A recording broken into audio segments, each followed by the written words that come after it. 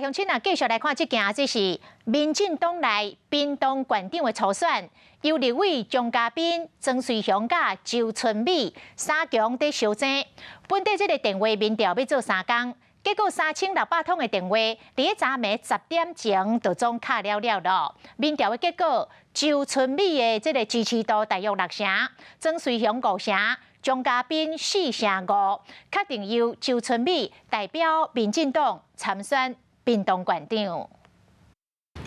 快30分。民进党屏东县长初选参选人曾嘉宾靠太太念外表嘛哪个咧？会跟大面膜来保养，佮开直播爱支持者固定话。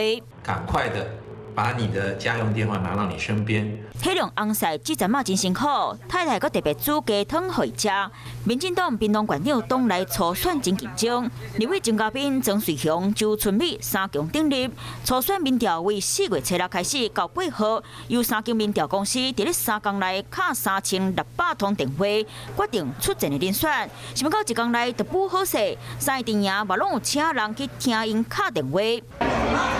知影民调要公布，曾瑞雄服务处下早就真侪支持者来关心。曾嘉宾是下早去街仔路，甲大家说多谢。经过初选的结果，嘛伫咧11点半公开。